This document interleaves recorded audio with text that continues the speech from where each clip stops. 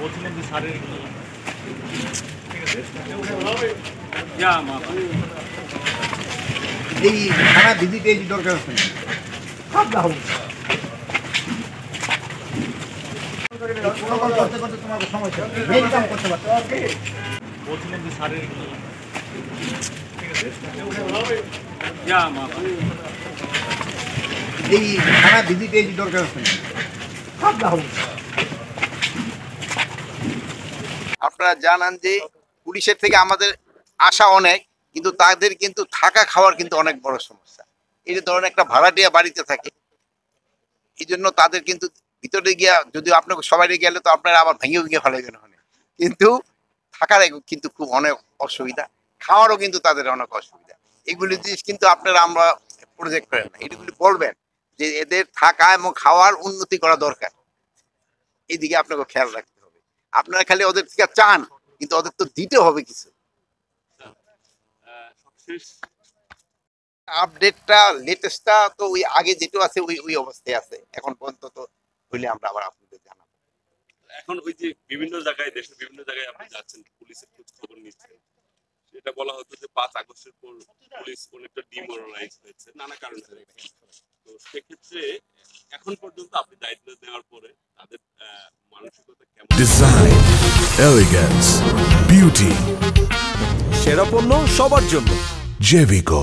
পরিবর্তন হয়েছে আপনার মনে হয়? এটা আমার থেকে তো আপনারা আরো ভালো বলতে পারবেন, আমার থেকে আরো আপনারা ভালো বলতে পারবেন না।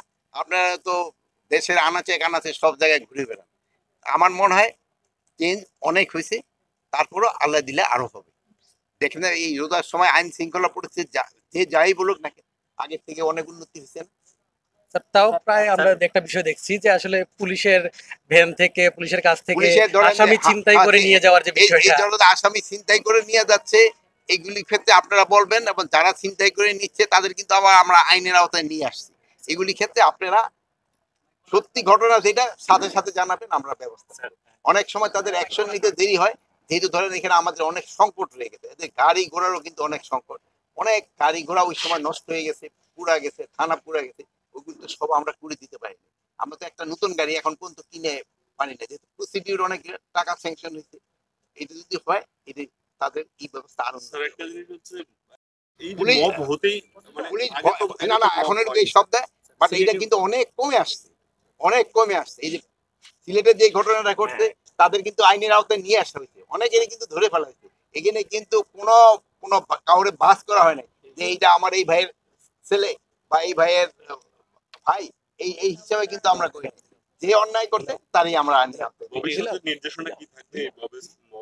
সবার ক্ষেত্রে একই নির্দেশনা, এবং আপনাদের কাছে আমরা একটা অনুরোধ করব, আইন যেন কেউ নিজের হাতে তুলে না নেয়।